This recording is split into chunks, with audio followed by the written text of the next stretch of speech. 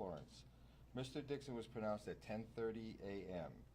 His last words, his last statement, and I quote, was, "The Arizona Supreme Court should follow the laws. They denied my appeals and petitions to change the outcome of this trial. I do and will always proclaim innocence. Now let's do this shit." End of quote. At this time, I'll turn it over to Judy Keene, our Director of ADCRR Communications. Thank you, Deputy Director Strada. We will begin with our media witnesses who will be sharing their observations with you. The media witnesses will then be followed by Colleen Clace, who is Chief Counsel for the Arizona Voice for Crime Victims, and she is also attorney for Leslie James. Following Ms. Clace will be Leslie James, who is the sister of victim Dina Bowden, and she will be reading a statement. And with that, we will begin with Troy Hayden from Fox 10 News. Troy?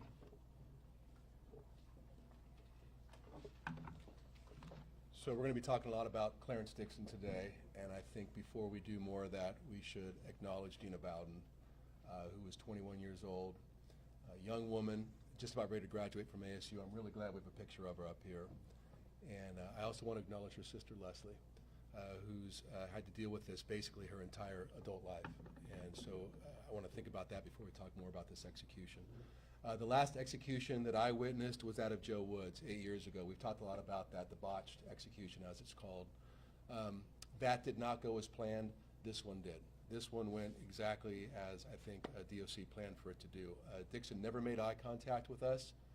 He stared straight up into the ceiling the entire time. Something that was new is we were actually able to see the IVs go in. That's something that's never been done before, and it was a new rule that was just put in. So it took about 25 minutes, I believe, to put all the IVs in. They had trouble getting the IVs into his left arm. They made 2 attempts. Those were not successful. They then went to the right arm and went to his groin area. Those were successful. The whole time they were putting the IVs in, Dixon was insulting the doctors and questioning their intentions and their motives and talking about other things that maybe the other witnesses want to repeat. I don't. At 10:13, the IVs were inserted and they were in. At 10:17, the death warrant was read by the warden, Rodney Carr. At that point, he did say, "I do," this is Dixon, "I do and always proclaim my innocence." And again, now let's finish this. At 10:19, the drugs went in. Something else that's new is we are actually able to see them pushing the drugs down the syringes. There were 4 different syringes on one side, 4 on the other, and we could witness as they were pushing those syringes into the IV lines. So the very first drug started going in at 10:19. After that happened, Dixon made another comment that, again, maybe some of the other witnesses want to repeat. I don't. At 10:22, so 3 minutes after the drug started going in, his mouth fell open and he appeared to stop breathing. At 10:27, the doctor came in and checked him. At 10:28, the warden said the inmate was sedated. At 10:30, the warden said the execution is complete and the curtains were closed. Anybody have any questions for me?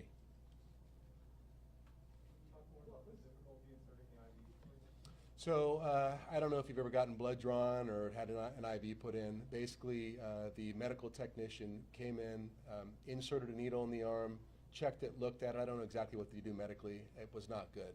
Pulled it out, taped that area shut, put a little piece of cotton in and taped it down.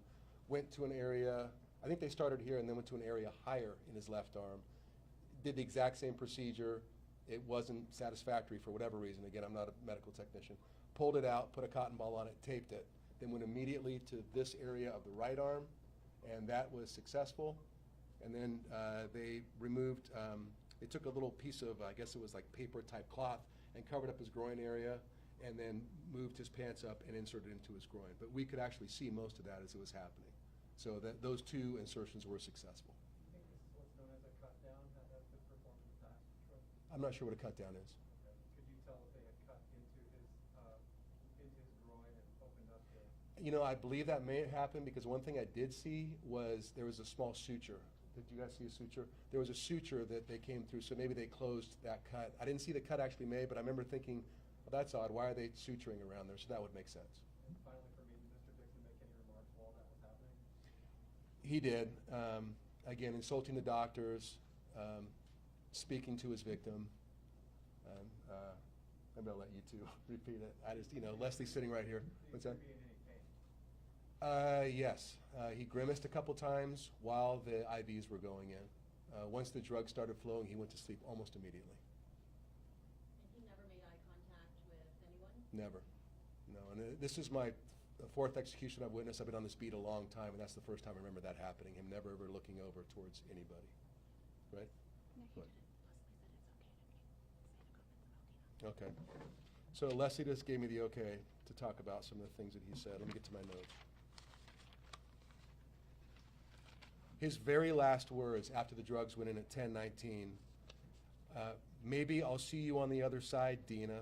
I don't know you and I don't remember you. Those were his final words. And after that, he fell asleep. The doctors. This is really funny. You're being as thorough as possible as you try to kill me. How twisted is this? You worship death, don't you? And then he said, I know you're seeing this, Dina. You know I didn't kill you. And then he said, make sure you miss the first time right and teach me a lesson. He's talking about the IVs to the doctors. Then the doctor said something to him, and he said, is that your best doctor voice? Thought you had a Hippocratic oath. Bet the money is better here, though. And I think he said one more thing that I didn't write down. Troy, can you give us that chronology again from the time?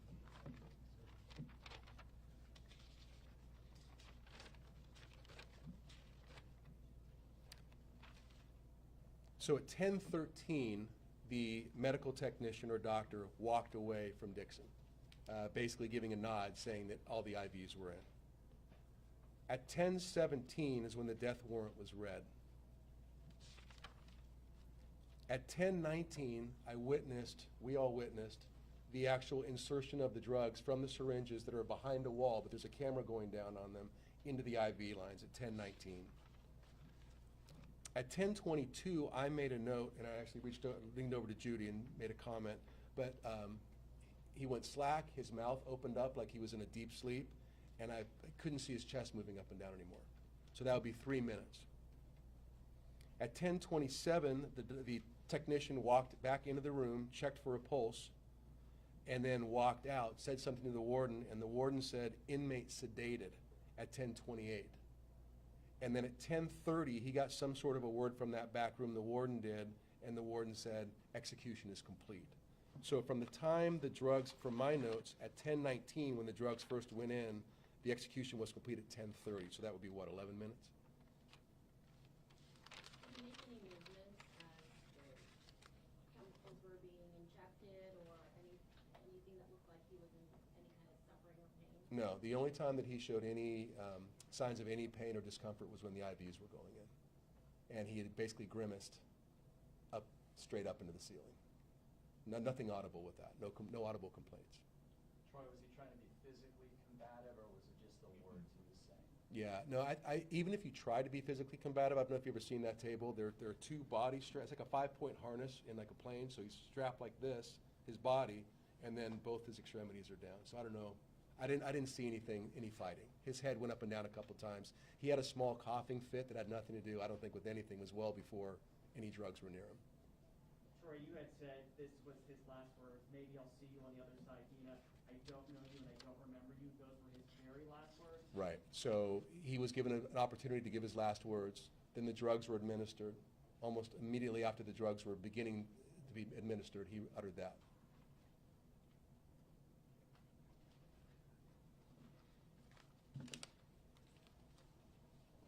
Taylor from KTAR. Hi, my name is Taylor Tassler. I'm with KTAR. This is the first execution I've ever witnessed. We went Tasler. When we entered the room, I noticed Dixon was counting on his fingers like this, and then at one point just continued to hold his middle finger down. He did that throughout the entirety of the execution almost. Like Troy said, he was looking at the ceiling. He kind of moved around, but he never made eye contact with anyone that I saw. I have that at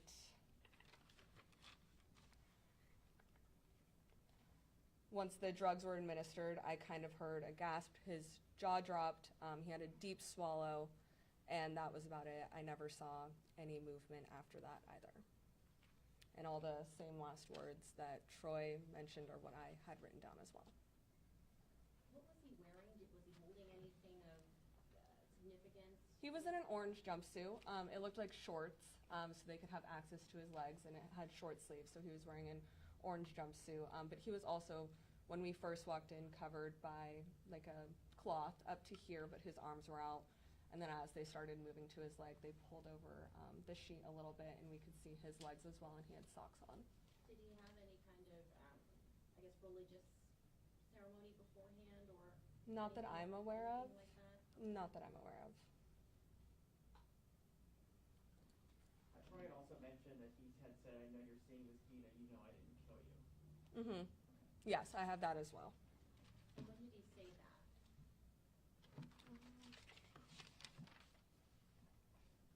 Before the injection? Yes, before the injection. I have that at about 10:04 is when he made that remark. And what did the doctors, did they respond as he was insulting them? The only thing I ever heard the doctors say to him was when they were injecting a shot into him or a needle into him, and they said, you might feel a little bit of a sting. That was the only exchange I heard from the doctors. Can you describe who was also in the room witnessing, how big it was, how many people were there? There were 2 medical staff, and then I would say there were about four corrections officers. I'm assuming they were covered. They had masks on. They were all wearing black. Sunglasses, some of them did. So there were about 4 of them, and then the 2 medical members, and then Dixon. And what about in the media with you along in the witness? We counted about a total of 23 witnesses, but there were also some staffing in there as well. Yeah. Could you tell if the witnesses were like government or officials, or who they all were besides obviously you guys and family? It was unclear who everyone was. There was one officer that I noticed, but other than that, I couldn't tell who everyone else Did it appear was. that Dixon had any friends or family there on his behalf? I wasn't made aware of if anyone was on there for him. I know I heard that maybe his lawyers might have been there, but I'm not positive. Were there any elected officials in the witnessing room? Not that I saw. Not that we recognized. Attorney General Brnovich, No, he was not there. Director Shin, David Shin? Not that. I guess this being your first execution and you didn't know what to expect, what was your reaction? It was very quick, and obviously from going into this, I did some research on past executions and spoke to people who have also witnessed executions. So I expected, a gulp, maybe some movement of the hand. So it was a lot less than what I was expecting. He took a breath in, opened his mouth, and that was about it. There wasn't, once he had been injected, there wasn't really any movement with his hands or anything. So it was pretty simple and seemed like it went according to plan. Do you know how many doses of the execution drug were used? I'm not positive. I think there were 2. Is that correct There from were the book? 8 syringes there, and I'm not clear on how many doses were meant for each, but only 4 of the 8 I saw were depressed. And that information's in the 710 handbook as well, right? Mm-hmm. You can check Department Order 710 for that information. Well, sometimes it differs though, depending on what's in the order versus what is actually administered. Yeah, we're not going to speak to operational procedures at this time regarding the execution. I would refer you to Department Order 710. Taylor, can you discuss, like Troy did, just what your view of the difficulty inserting the IVs was?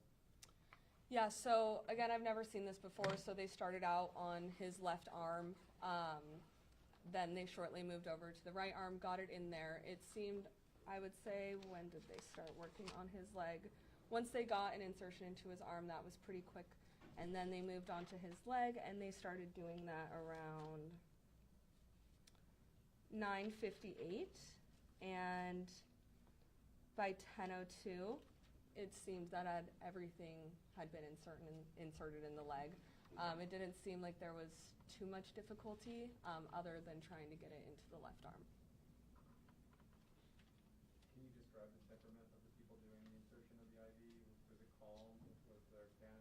No, it seemed calm.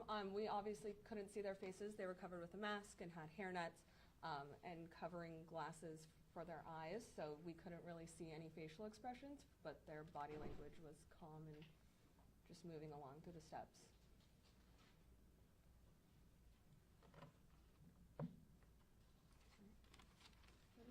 Yeah, Paul Davenport with AP. I can't add to what people heard him say. Others had a better hearing of it than I did. I will respond further. Somebody asked a question about whether there was a cut down. I don't have a medical background, but I did see what I believe, what appeared to me to be some cutting when they were doing the feed and the thigh area. There was also a fair amount of wiping of what appeared to be blood after that when they were wrapping up. You know, I'm not talking about a gushing stream or anything like that. Just a small amount of blood they did have to wipe up. Any other questions? What about checking the audio? I thought the audio from inside is new with this execution. Is that correct? That you could hear what was going on inside. You could hear it. I didn't find it crystal clear.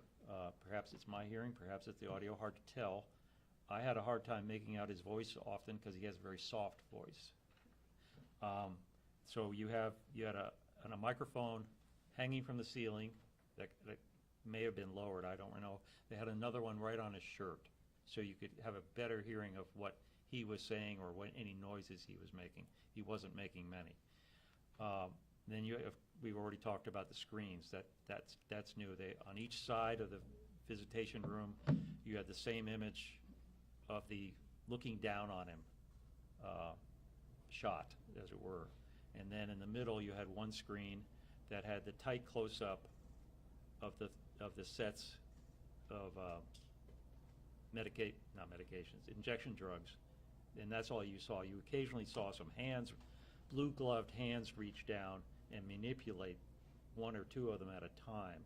I had a hard time actually discerning what was happening in what order, but it appeared they opened up valves and let it flow from four of them, a set of four, one set.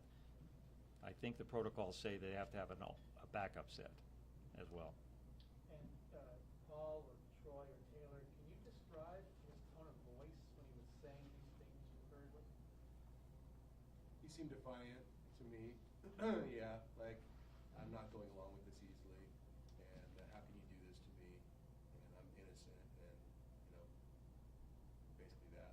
Was It it wasn't loud, pleasant. soft? No, it was a conversational sound of voice, albeit with a sharp edge to it, but it wasn't screaming or yelling, anything like that. Okay. What's your impression about Dixon's, I guess, mentality? There's a lot of argument that he was not mentally competent, but I mean, it kind of sounds like he knew what was going on and he knew why he was being executed, right? I can't speak to everything of that, but I can say when he talked about his last words, he obviously knew what he wanted to say. He clearly said them. At least they were articulated at his end well. I couldn't hear them word for word very well, but they were clear. They were said, and he got into some specifics, talking to the victim and referencing the Arizona Supreme Court in some specificity. And did it appear that he was blind and disabled, like his lawyers claim? Or could you tell? I don't know if he was blind. As Troy said, he didn't look at us. I didn't see him visually reacting to things. And as far as him being disabled, I don't know, other than I saw his head move side to side, up and down. I saw his mouth open. I saw his eyes occasionally open. I saw him twitch his hands periodically, and also with the finger gestures that my colleague has already referenced. So there was movement, what appeared to be purposeful movement.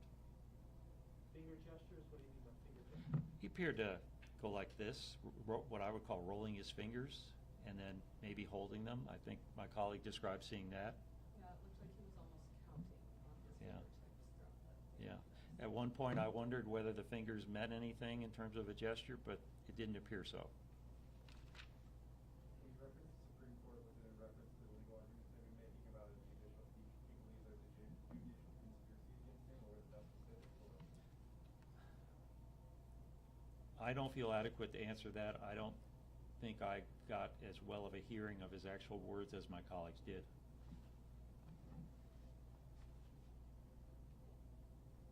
Was there anything that surprised you about the process or about Dixon, seeing Dixon? I've done several executions a long time ago, and very little of this surprised me, because I think I've seen the procedures largely done in a similar fashion with less or more success in terms of the veins. So no surprises.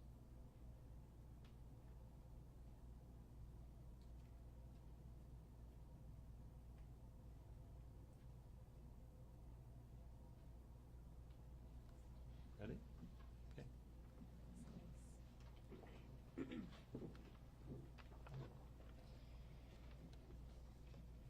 Good morning. Colleen Clace, attorney for Leslie James. The execution of Clarence Wayne Dixon has finally, after more than 44 years, brought a close to the criminal case of the murder of Leslie James's sister, Dina. Leslie has grieved for Dina all of these years, and she will continue to grieve for Dina. Arizona's Victims' Bill of Rights provides victims like Leslie with a constitutional right to a speedy trial and to a prompt and final conclusion of the case after the conviction and sentence. Dixon was not held accountable for Dina's murder for close to 25 years. After he was charged, this case took more than 5 years to go to trial, due largely to extensions of mitigation and other deadlines and continuances of trial dates. After his conviction and sentence in 2008, it took more than 12 years for his remedies to be exhausted, and he was afforded every available due process remedy. The U.S. Supreme Court denied his cert petition on May 26, 2020, so nearly 2 years have passed since his remedies have been exhausted. While a conclusion to this case seemed out of reach for many years, Leslie never gave up seeking justice for Dina. She participated throughout the criminal justice process and exercised her rights, her constitutional and statutory rights until the very end. Leslie is extremely grateful to the multiple agencies and criminal justice professionals who have worked over the years to seek justice for Dina. This includes the Tempe Police Department for their dedication to finding Dina's killer, to the Maricopa County Attorney's Office for prosecuting this case, and for their appearance at Dixon's recent clemency hearing. Attorney General Mark Brunovich and his staff working to ensure that Dixon's conviction and sentence was upheld. Leslie is especially grateful for the team of Assistant Attorney Generals who have worked around the clock this last week to respond to Dixon's multiple legal challenges. To Governor Ducey and his staff for their commitment to finding justice for victims. And last, to the Arizona Department of Corrections, Rehabilitation and Reentry, especially the Victim Services Unit, for the support that they have provided to Leslie. Leslie will now make a statement. I would ask members of the media to please remain respectful of her views.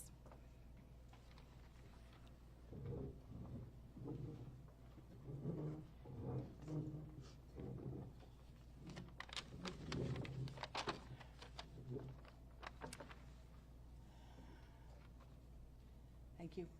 I'm Dina's older sister. I appreciate the opportunity to speak to the media today. You know, for over 44 years, members of the media may have been available to me, but I generally withheld any public comments. I was concerned that the justice process that has brought us together today could have been jeopardized. But today that process has been finalized. I can't begin to name everyone that deserves thanks.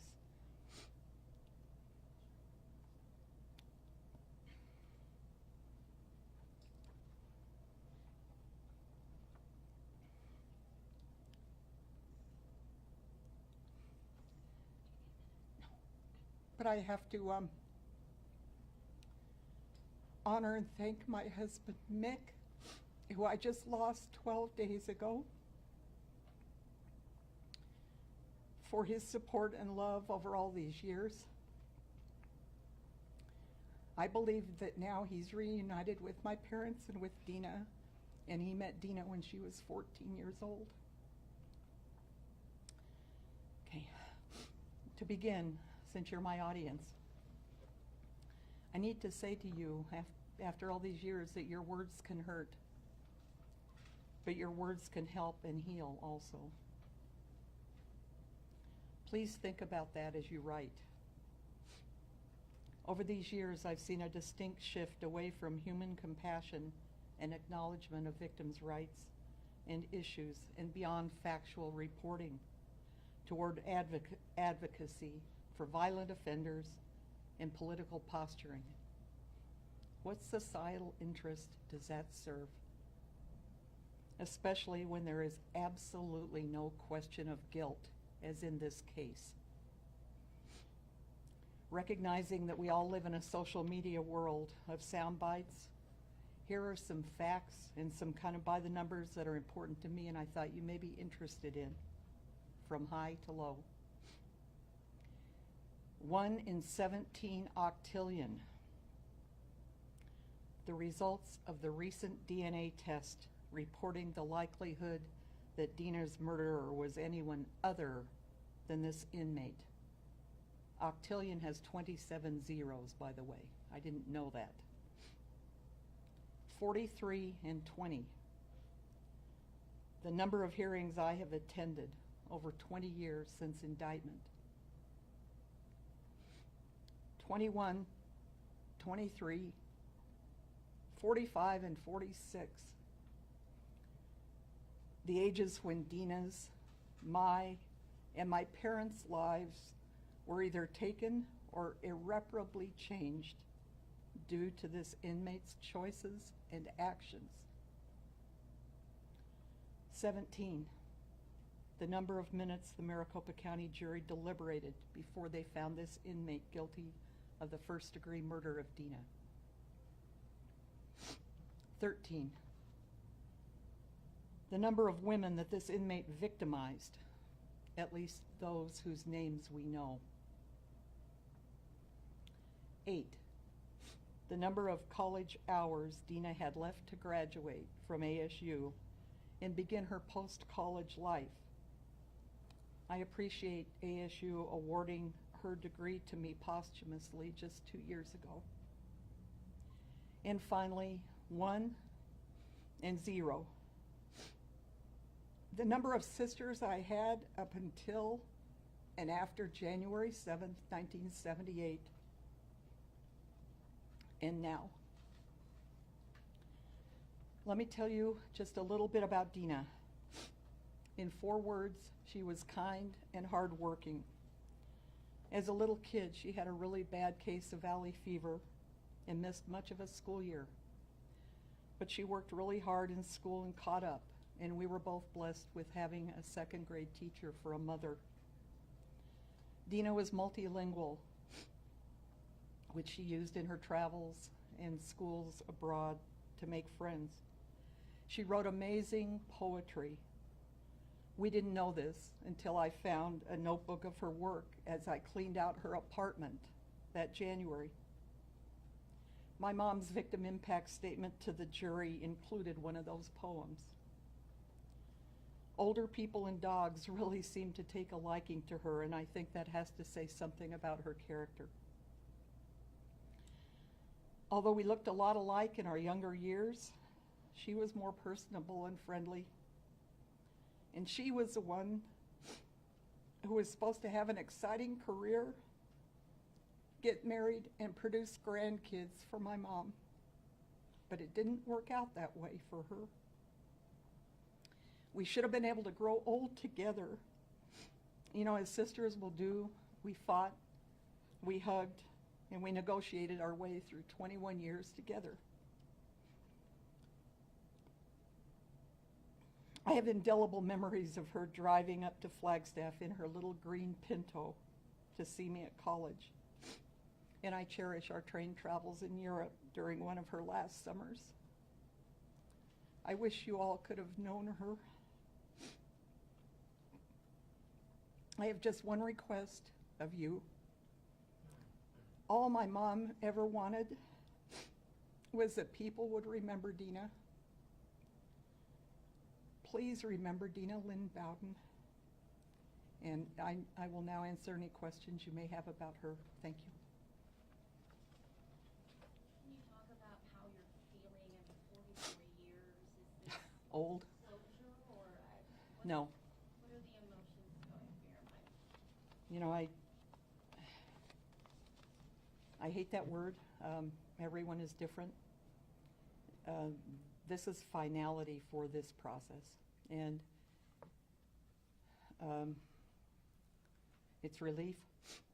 It was way too long. This process was way, way, way too long. And in the whole scheme of the system, I think this really was one of the shorter ones. Could I have a nap? Oh, Kleenex, sorry. How am I feeling?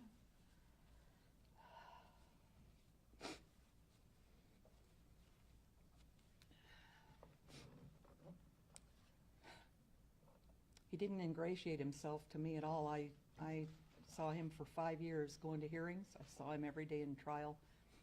And why am I not surprised that he chose to use my sister's name?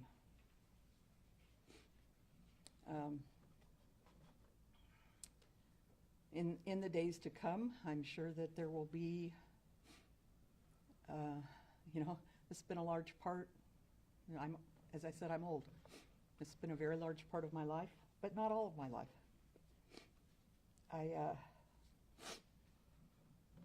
I had a son that we lost. I've now lost my husband. My parents are both gone now. And but I have my career. I have my friends. I have all of my family that are just wonderful. And I have my dogs, my shelter dogs, and there's nothing like them. So, I don't know how I'm going to feel. If not closure, then do you feel like justice has been served? Yes, the process is final. Yes.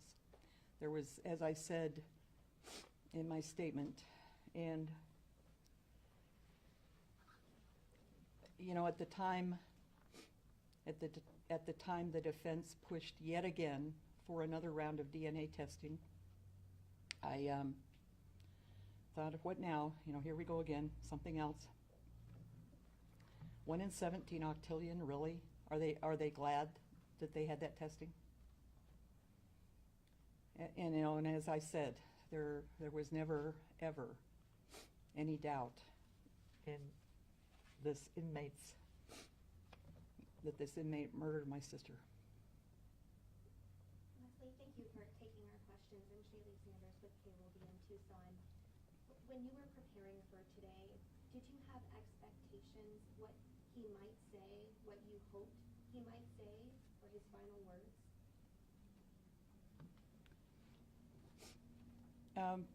Maybe I'll just respond in what I said when I appeared before the Board of Executive Clemency. When was that? A week ago? 2 weeks ago? And what I said to them at that time was, he made choices. He chose not to even respect that board to appear, and therefore I'm not even going to waste any more breath or words on him. I'm not surprised that he spoke. That's all I'm going to say. Leslie, you talked about wanting to make sure that the memory of Dina lives on. As her older sister, what do you miss the most about her?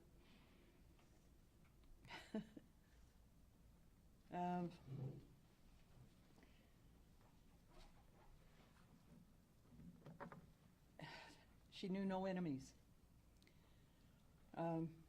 She, as I said, we got to spend, we were lucky enough that we got to spend 3 months riding trains around Europe. These days, would you let a daughter at that age spend 3 months riding trains in Europe? I wouldn't. But we did, and everywhere we went, everywhere. She met people. As I said, she was multilingual. She was just a happy, giving person. And I used to call her jokey. You know, I miss her being jokey. I was always the more serious one, and she loved her life. What was she planning, I mean, what was her degree in? What was she planning to do? What did Dixon rob this world of? You know, she was going into international marketing. As I said, she had about 8 hours left to graduate. She always worked. At the time she was murdered, she was working part-time for a patent attorney. It was hard to say. She talked about going into foreign service. She loved traveling, and she was fortunate to be able to go to school in Mexico one summer. She spent one summer in Spain. As I said, she picked up languages. You know, my mom heard her talking in her sleep one time in Spanish. And so I think she could have done anything she wanted. She had recently learned to scuba dive and met a new group of friends there. Anything she did, she met friends. So I think the world lost a good one when she was taken. Ms. James, do you feel comfortable responding to people who are opposed to the death penalty? Do you feel comfortable saying something to the people? Sure.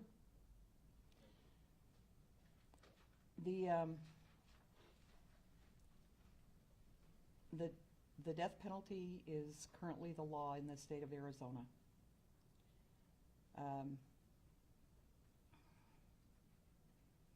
Without repeating something that we heard a little while ago, the courts, the administration, whatever you want to call them, law enforcement, they have to follow the law in this state, and that is the law in this state. And everyone can have their own personal opinion on the death penalty. Mine sure changed. I started in sociology when I started in college, and I changed my major, but my thinking has changed and evolved having gone through this. I think that, again, it's a very personal, everyone grieves personally and differently. And so I can't speak poorly for people that may be opposed to the death penalty, but I would just say, if related to any law, if you don't care for the law that's in place, then there are steps to try to get the law changed, but that is the law. Would you recommend the law be changed? No. And would you feel comfortable telling us how you said your thinking has changed? Would you feel comfortable telling us how? My thinking has changed most recently, I would say, in probably the last 1 year. And as you know, as I said, I attended every hearing, and I've read every pleading. I've read pleadings in his prior cases, and where my thinking has changed is that the balance, that those of us that are going through this kind of a process, sure, we have a Crime Victims Bill of Rights in this state, which is quite progressive compared to some other states. But compared to the, what's the right word, compared to the protections, opportunities, and processes that are afforded people that are convicted of crimes, it's out of balance. It should not take this long to get to a final dispensation of what the law provides. It should never take this long. I'm sorry, but only if you're comfortable, but so how did you change though? How did you, what was that change? Were you once not sure how you felt about that? I had no idea that it would take this long. Okay, we're gonna move on to one final question. Does anybody have one final question, and then we're gonna wrap up the press conference? My condolences on loss. Thank you. Your husband, it's been a really tough time for you layered on with this. I know folks often talk to people who we've lost. You talk to Dina, and if you could talk to her today, what would you say?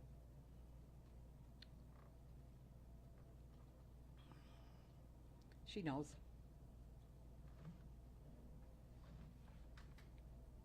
She knows. That's all.